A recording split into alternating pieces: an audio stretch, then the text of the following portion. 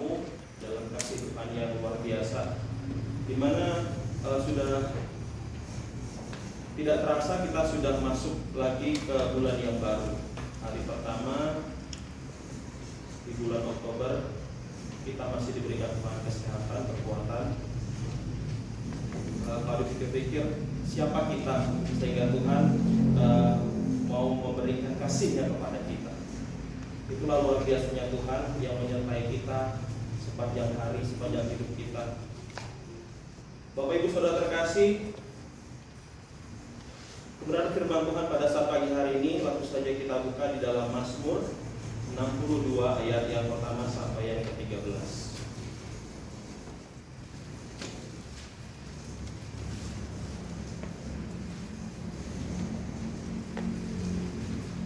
Mazmur 62 ayat 1 sampai yang ke-14.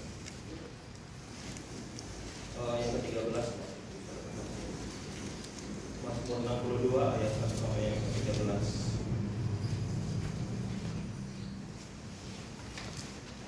Amin. Kita akan membacakan ayat demi ayat secara bergantian. Setelah saya membacakan perikopnya, ayat pertama, ayat ganjil akan saya bacakan, ayat genap. Boleh Bapak Ibu Saudara terkasih membacakannya. Mazmur 62 ayat yang pertama sampai yang ke-13. Perasaan tenang dekat Allah. Untuk pemimpin biduan menurut Yedutun Mazmur Daud. Hanya dekat Allah saja aku tenang, daripadanya keselamatanku. Hanya Dialah gunung batuku dan keselamatanku, kota bentengku, aku tidak akan goyah. Berapa lamakah kamu hendak menyerbu seseorang, hendak menemukan dia, hai kamu sekalian, seperti terhadap dinding yang miring, terhadap tembok yang hendak roboh. Mereka hanya bermaksud menghempaskan dia dari kedudukannya yang tinggi. Mereka suka kepada dusta. Dengan mulutnya mereka memberkati, tetapi dalam hatinya mereka mengutuki. Selah. Hanya pada Allah saja kiranya aku tenang, sebab daripadanya harapanku. Hanya Dialah gunung batuku dan keselamatanku, kota bentengku, aku tidak akan goyah. Kepada Allah ada keselamatanku dan kemuliaanku, gunung batu kekuatanku, tempat perlindunganku ialah Allah. Percayalah kepadanya setiap waktu, hai umat. Curahkanlah isi hatimu di hadapannya. Allah ialah tempat perlindungan kita. Selah. hanya angin saja orang-orang yang hina, suatu dusta saja orang-orang yang mulia. Badan mereka naik ke atas, mereka sekalian lebih ringan daripada angin. Janganlah percaya kepada pemerasan. Janganlah menaruh harap yang sia-sia kepada perampasan. Apabila harta makin bertambah, janganlah hatimu melekat padanya. Satu kali Allah berfirman, dua kali aku dengar, bahwa kuasa dari Allah asalnya. Yang 13 kita sama-sama. Dan daripadamu juga kasih setia ya Tuhan, sebab Engkau membalas setiap orang menurut perbuatannya. Haleluya. Amin. Bapak Ibu Saudara terkasih, Mazmur 62 ayat yang pertama sampai yang ke-13 ini berbicara tentang ketakutan daripada Daud. Kalau kita menelusuri latar belakang dari Mazmur 62 ini, Mazmur ini jelas ditulis oleh Daud sendiri dan oleh Yedutun. Mungkin kita baru mendengar Yedutun, atau yang sering membaca kitab Mazmur juga pasti sudah tahu siapa itu Yedutun. Bapak Ibu Saudara terkasih, Mazmur 62 ini mengungkapkan perasaan hati Daud bahwa hanya dekat Allah saja ada ketenangan.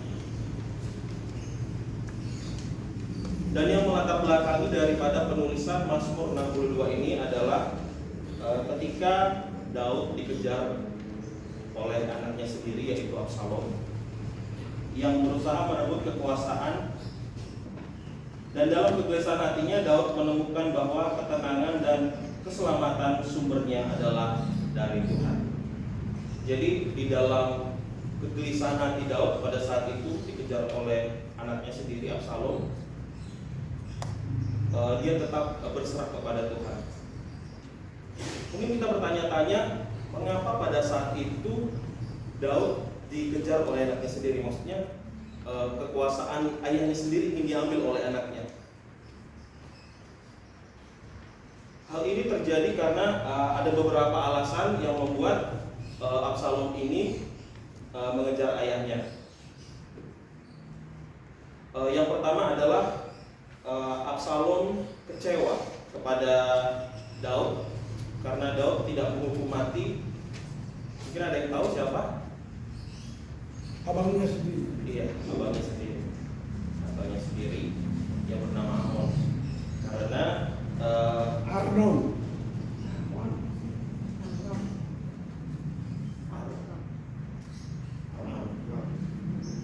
Karena pada saat itu dia, Tapi lain ibu. dia lain ibu.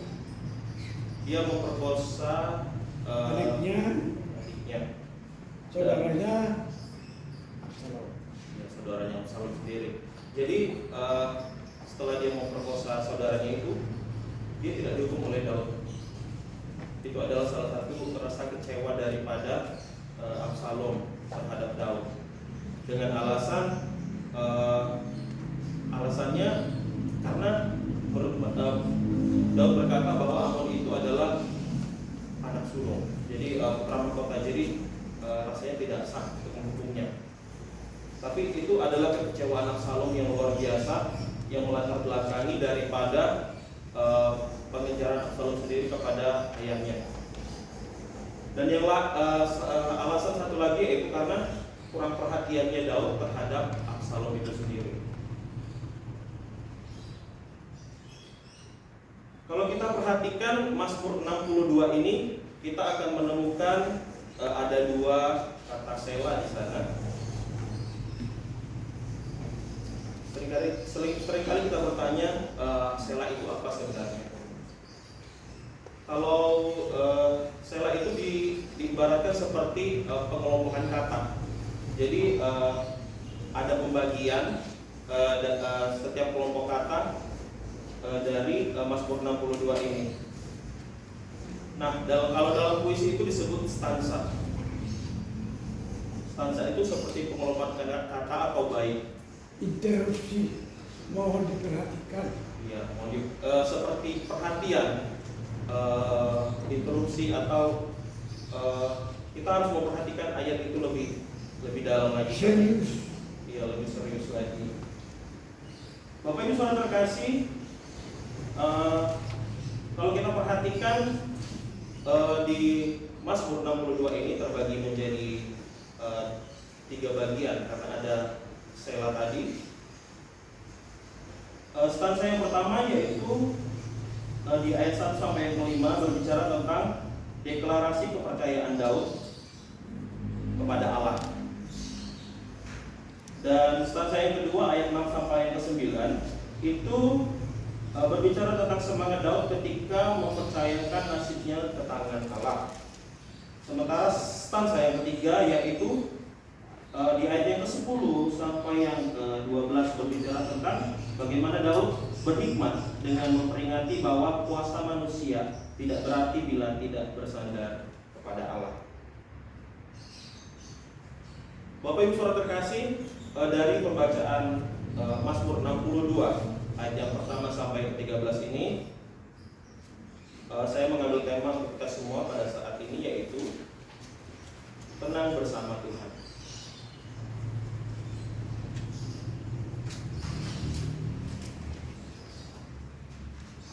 Tenang bersama Tuhan, berbicara tenang, mungkin pasti kita sudah pernah merasakan apa itu ketenangan.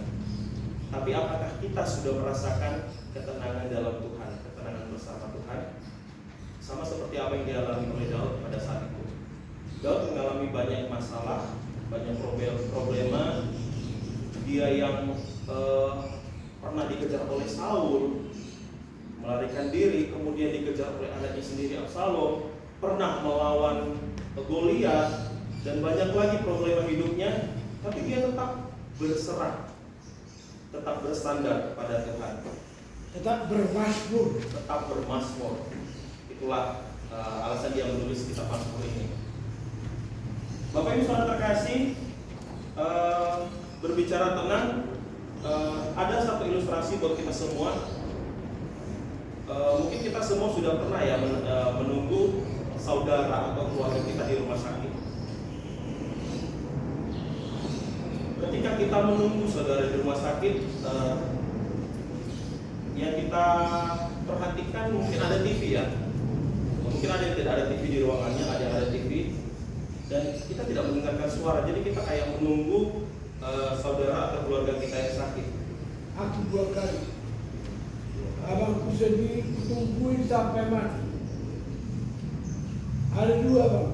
Abangku lagi masuk lagi tungguin sampai mati. Mamaku tungguin juga sampai mati. Bapakku tungguin sampai mati. Jadi luar biasa hikmat karena bermasmur. Nah, kalau Bapak Ibu Saudara terkasih ada di rumah sakit, pasti kita merasakan gelisah, pasti kita merasakan was-was. Ini bagaimana keadaannya selanjutnya? Apakah membaik atau memburuk atau bagaimana? Kita bingung. Dan pada saat itu pasti kita tidak memiliki ketenangan. Haleluya. Kita tidak memiliki ketenangan, kita tidak bisa berpikir jernih, kita tidak bisa tenang dalam pikiran kita. Namun itulah yang dialami oleh Daud. Maka Daud lebih parah daripada yang ilustrasi yang saya sebutkan tadi. Banyak hal yang dialami Daud, tapi dia tetap tenang bersama Tuhan. Ada banyak tokoh selain Daud di Alkitab, seperti Abraham, Sarah, Yusuf, dan banyak lagi, termasuk Ayub. Di dalam gejolak hidupnya, problema hidupnya, dia tetap tenang bersama Tuhan. Dia tetap menyerahkan hidupnya kepada Tuhan. Bapak Ibu Saudara terkasih, kalau berbicara tenang, tenang berarti tidak gelisah, tidak rusuh, tidak kacau, tidak ribut, aman dan tentram. Jadi tenang itu bisa dikatakan damai ya, tidak ada rusuh, tidak ada kacau balau. Jadi saya tenang. Tapi bagaimana tenang bersama Tuhan? Bapak Ibu Saudara terkasih,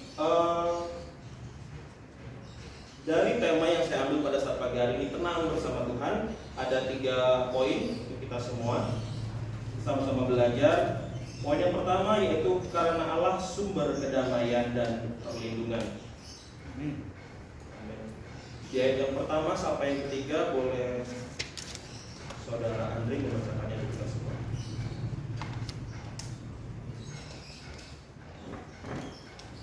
Keras. Mazmur 62 ayat yang pertama sampai yang ketiga.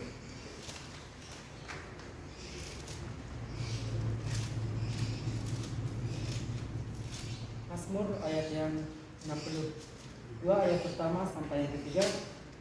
Untuk pemimpin biduan, menurut Ketutut Mazmur Daud. Hanya dekat Allah saja aku tenang, dan daripadanya lah keselamatanku. Hanya dialah gunung batuku dan keselamatanku, kota bentengku, aku tidak akan goyah. Dari ayat pertama sampai ayat ketiga ini, Daud berseru kepada Tuhan bahwa Allah adalah sumber keselamatan dan perlindungannya. Bahkan Mazmur Daud ini juga ada lagunya. Hanya dekat Allah saja aku tenang. Dan ada beberapa lagi pasal di Mazmur yang kita buat lagu dalam ibadah kita. Tuhan adalah gembala. Itu adalah Mazmur Daud yang sering kita nyanyikan. Bapak Ibu Saudara terkasih, di ayat yang pertama kita melihat ada Yedutun di situ. Nah, Yedutun sendiri adalah nama orang dari suku Lewi di dalam Alkitab Ibrani dan Perjanjian Lama dalam kitab yang kita pakai pada saat ini. Dan salah satu tokoh berpendapat bahwa dari Charles Spurgeon berpendapat bahwa Yedutun adalah nama lain dari Ethan. Selain itu, Yedutun adalah salah satu dari pemusik yang diangkat Raja Daud untuk melayani di kemah suci. Bahkan di Mazmur 39, 62 dan 77 menyebutkan namanya untuk menyanyikan ini bersama dengan paduan suaranya. Jadi ada 3 kali disebutkan nama Yedutun ini. Kalau kita telusuri lagi lebih dalam, Yedutun ini adalah memiliki putra, dan putranya itu ada 6 orang, dan memiliki tugas dalam pelayanan di Bait Allah pada saat itu. Sementara ada satu anak dari Yedutun yang bernama Obed-Edom adalah penunggu pintu gerbang kemah suci tempat tabut perjanjian di Yerusalem.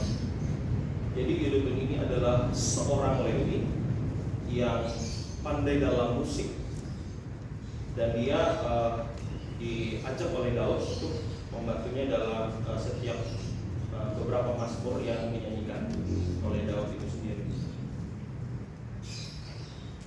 Bapak Ibu Saudara terkasih, berbicara dari poin yang pertama, yaitu karena Allah sumber keselamatan dan perlindungan. Berbicara sumber adalah asal dari sesuatu, atau berarti tempat dari keluarnya sesuatu. Jadi Allah adalah tempat asal dari keselamatan dan perlindungan kita. Daud mengungkapkan kepada kita dengan jelas dalam ayat ini bahwa Allah adalah sumber keselamatan dan perlindungan. Karena saat ia mendekat kepada Allah, ia mendapatkan ketenangan. Sudah jelas di ayat yang kedua dan yang ketiga dikatakan hanya dekat Allah saja aku tenang, daripadanya lah keselamatanku. Hanya dialah gunung batuku dan keselamatanku, kota bentengku, aku tidak akan goyah. Jadi itu menggambarkan bahwa Daud pada saat itu tetap tenang, tidak goyah meskipun pada saat itu dia dikejar oleh anaknya sendiri. Sama seperti pada saat dia dikejar oleh Saul. Namun pada akhirnya Daud pada saat itu tidak membalas apa yang dilakukan oleh Saul maupun Absalom anaknya. Mengapa dia tidak membalas Absalom?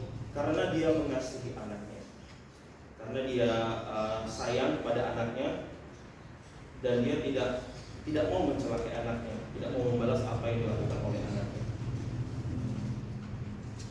Kemudian di ayat yang ketiga menjelaskan bahwa Allah adalah gunung batu dan keselamatan serta kota benteng bagi Daud. Itulah yang membuat hidupnya tidak goyah. Bapak Ibu Saudara yang dikasihi Tuhan, mungkin saat ini kita mengalami apa yang dialami Daud. Meskipun apa yang dialami Daud jauh lebih parah daripada yang kita alami pada saat ini, tapi apakah kita masih tetap tenang? Apakah kita masih tetap berserah kepada Tuhan? Apakah kita masih tetap memberikan hidup kita kepada Tuhan? Atau justru kita goyah? Atau justru kita mengikuti kedagingan kita? Seperti seringkali kita mempunyai uang banyak, mempunyai harta. Karena kalau kita pikir orang kaya itu kayaknya hidupnya tenang ya, kayaknya hidupnya damai, kayaknya hidupnya nggak ada masalah, nggak ada beban, sudah punya rumah, punya mobil, punya segalanya. Tapi tidak sedikit yang berkata bahwa justru ketika kita memiliki banyak harta, banyak banyak yang kita miliki itu yang membuat kita tidak tenang. Bahkan ada yang sampai rumahnya dijaga oleh satpam sampai 1, 2, 3, 4, tapi tetap saja dia tidak tenang. Mengapa dia tidak tenang? Karena dia tidak menyerahkan dirinya kepada Tuhan. Karena ketika kita berserah kepada Tuhan, yang adalah sumber keselamatan dan perlindungan bagi kita, kita akan merasa tenang. Poin yang kedua bagi kita yaitu karena Allah adalah sumber pengharapan kita. Karena Allah adalah sumber pengharapan kita. Di ayat yang ke-6 sampai yang ke-9, boleh minta tolong saudari Melvan membaca buat kita semua. Saudari Rosa membacakan buat kita semua. Ayat yang ke-6 sampai yang ke-9.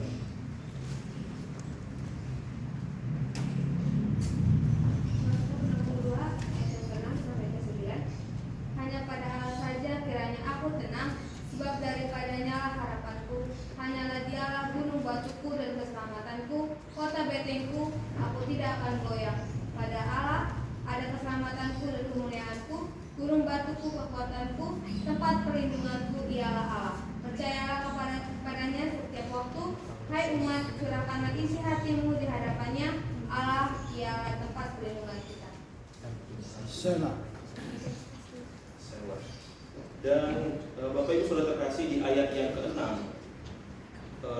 sampai yang ke-8 ini seperti pengulangan daripada ayat yang ketiga dan yang keempat, di mana di sana dikatakan hanya pada Allah saja kiranya aku tenang. Kembali lagi dikatakan bahwa hanya kepada Allah saja aku tenang, sebab daripadanya lah harapanku. Nah, di sini lebih lagi diganti dengan kata harapanku. Jadi poin yang kedua pada saat ini, karena Allah adalah sumber pengharapan kita. Jadi Allah adalah harapan kita yang utama. Berbicara sumber pengharapan, ketika Daud mengalami masa-masa sulitnya pada saat itu, dia tetap berharap kepada Tuhan. Dan lagi dia mengulangi perkataannya dengan berkata bahwa hanya dekat Allah saja aku tenang. Hanya dekat Allah saja aku tenang, sebab Dia adalah sumber keselamatan. Namun di ayat 9 di sini dikatakan, percayalah kepadanya setiap waktu, hai umat, curahkanlah isi hatimu di hadapannya.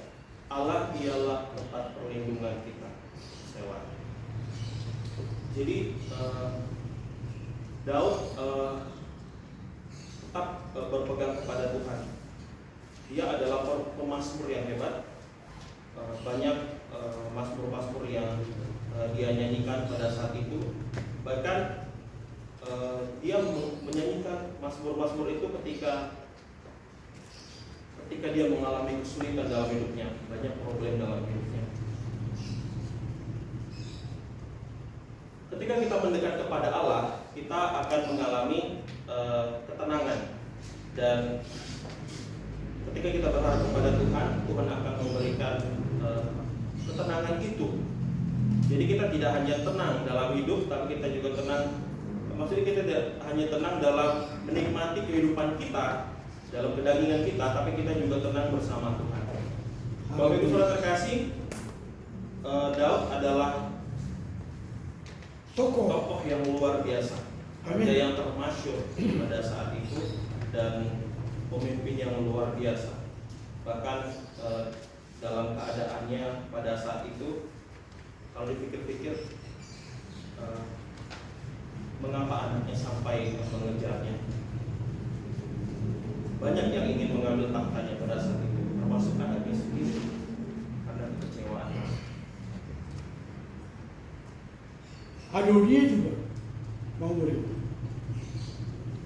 Karena itu Bapak Ibu Saudara terkasih, marilah kita sungguh-sungguh kepada Allah setiap waktu, dan kita juga mau mencurahkan isi hati kita kepada Tuhan. Mencurahkan isi hati kita bisa lewat doa, nyanyian, maupun mendengarkan firman Tuhan, membaca firman Tuhan, bahkan persekutuan kita bersama Tuhan. Kemudian di poin yang ketiga yaitu bagaimana kita dapat tenang bersama Tuhan. Di poin yang ketiga yaitu karena Allah berkuasa dan penuh kasih setia pada kita yang percaya. Jadi ketika kita berserah kepada Tuhan, Tuhan yang penuh kuasa dan penuh kasih memberi selalu setia kepada kita orang percaya. Tapi kembali lagi pertanyaan itu, apakah kita setia kepada Tuhan? Apakah kita setia seperti Daud yang tetap setia dalam segala keadaannya? Pemazmur Daud, Raja Daud ini mengatakan bahwa bagaimana kita harus menerapkan pengharapan kita kepada Tuhan. Di ayat yang ke-10 sampai yang ke-13, saya akan membacakannya untuk kita semua. Di ayat yang ke-10, hanya angin saja orang-orang yang hina, suatu dusta saja orang-orang yang mulia. Pada neraca mereka naik ke atas, mereka sekalian lebih ringan daripada angin. Yang ke-11, janganlah percaya kepada pemerasan, janganlah menaruh harap yang sia-sia kepada perampasan. Apabila harta makin bertambah, janganlah hatimu melekat padanya. Satu kali Allah berfirman, dua hal yang aku dengar, bahwa kuasa dari Allah asalnya, dan daripadamu juga kasih setia ya Tuhan, sebab Engkau membalas setiap orang menurut perbuatannya. Di sini Daud berserah kepada Tuhan. Bahkan di sana dia tetap percaya bahwa apa yang dilakukan orang lain kepadanya pada saat itu, Tuhan yang akan membalasnya. Dia tidak membalas apa yang mereka lakukan, tapi dia tidak percaya bahwa Tuhan yang penuh kuasa yang akan membalas setiap orang menurut perbuatannya. Jadi Daud pada saat itu tidak bersandar kepada pekerjaannya sendiri. Dia tidak bersandar pada harta benda yang dia miliki. Meskipun dia pada saat itu seorang raja yang memiliki kekayaan yang banyak dan pasukan yang banyak, tapi dia tidak bersandar dengan apa yang dia miliki pada saat itu. Tapi dia tetap menyerahkan hidupnya kepada Tuhan. Apalagi pada saat masa-masa sulitnya pada saat itu. Bapak Ibu Saudara terkasih, Mazmur 62 ayat 1-13 ini mengajarkan kita bagaimana hidup tenang bersama Tuhan dengan memberikan sepenuhnya kehidupan kita kepada Tuhan. Karena kita yang yakin dan percaya bahwa Allah adalah sumber pengharapan, sumber kasih setia, terutama bagi kita orang percaya, sama seperti Daud yang setia kepada Tuhan. Bapak Ibu Saudara terkasih, kesimpulan bagi kita pada saat pagi hari ini, mungkin seringkali kita merasa bingung, seringkali kita merasa tenggelam dalam kesedihan, baik kesedihan karena kehilangan sesuatu atau kesedihan karena masalah hidup, dan seringkali kita mulai goyah, seringkali kita mulai patah, bahkan sering hampir menyerah. Apalagi masalah kadang membuat kita jauh dari Tuhan. Seringkali kita berkata bahwa Tuhan itu tidak adil, Tuhan itu tidak adil, Tuhan itu tidak baik. Tapi Mazmur ini mengajarkan kita bagaimana untuk tetap setia dalam keadaan apapun. Daud tetap tenang karena ia mencurahkan segala kekhawatirannya pada Tuhan. Bahkan itu juga akan terjadi kepada kita. Kita juga bisa tenang ketika kita menyerahkan kekhawatiran kita kepada Tuhan. Karena itu Bapak Ibu Saudara terkasih, janganlah jauh dari Tuhan. Dekatlah, berdoalah, dan andalkanlah Tuhan di dalam hidup kita. Karena ketenangan akan kita alami kalau kita bersandar penuh kepada Tuhan. Dan kiranya biarlah Allah yang tidak pernah jauh daripada kita itu juga yang akan kita lakukan. Kita jangan pernah jauh dari Allah dan tetaplah diam bersama Tuhan. Kiranya firman Tuhan ini semakin meneguhkan kita bagaimana kita harus bersandar, harus setia kepada Tuhan, agar ketenangan yang dari Tuhan itu ada bersama-sama dengan kita. Sama seperti Daud dan tokoh-tokoh Alkitab yang luar biasa hidupnya meskipun dalam masalah problema apapun. Demikianlah firman Tuhan kita pada saat pagi hari ini. Kiranya Tuhan yang memperlengkapi kita, Tuhan yang terus menambahkan pengetahuan, dan kita aplikasikan setiap firman Tuhan di dalam kehidupan kita hari ini. Gue berdoa ya, supaya kamu lebih baik lagi dalam berkhotbah. Hampir 80% dari tadi khotbahnya berbicara mengenai Daud. Tidak ada sedikit pun berbicara meninggikan Allah. Tapi Daud terus yang disebut. Di mana sisi Allah yang membuat Daud yang hebat? Itu tidak ada di kutip. Coba lihat dari tadi. Supaya kamu bisa memberikan khotbah itu meninggikan Tuhan, bukan meninggikan Daud. Ini adalah ciri khas khotbah kontemporer yang berbahaya. Anda harus hati-hati. Jelas ya, Pak pastor muda. Berkhotbah itu meninggikan Tuhan. Coba lihat di mana Tuhan yang berkarya di dalam tenang. Ketenangan yang ada di dalam Daud itu berasal dari Tuhan. Tuhan yang membuat Daud tenang, bukan Daud yang tenang. Tuhan yang harus ditinggikan di sini. Satu sisi, khotbah itu penting untuk saudara anak-anak semester 1 ini bisa tahu. Hati-hati dengan teologi kontemporer. Sepertinya Daud yang hebat di sini. Dari tadi saya melihat Daud. Di mana Tuhan? Saya tidak melihat Tuhan ditinggikan di sini. Di dalam khotbah ini sama sekali. Tapi Daud.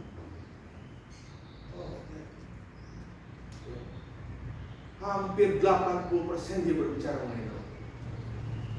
Tidak ada dalam khotbah ini sedikit pun mengutip ke perjanjian baru. Tuhan Yesus di mana?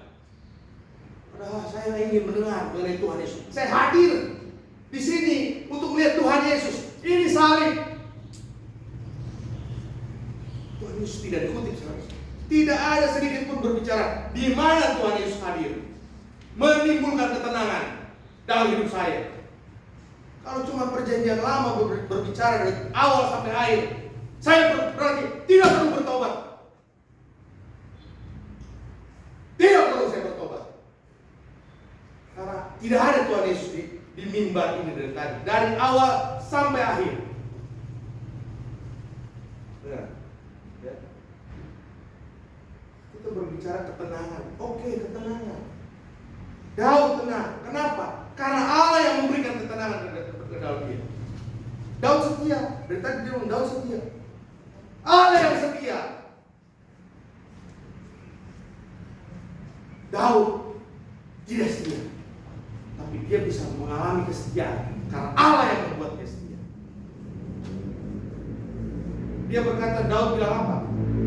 Jangan ambil rohmu dariku. Karena Daud tahu kalau roh Tuhan pergi dari dia, dia tidak ada apa-apanya.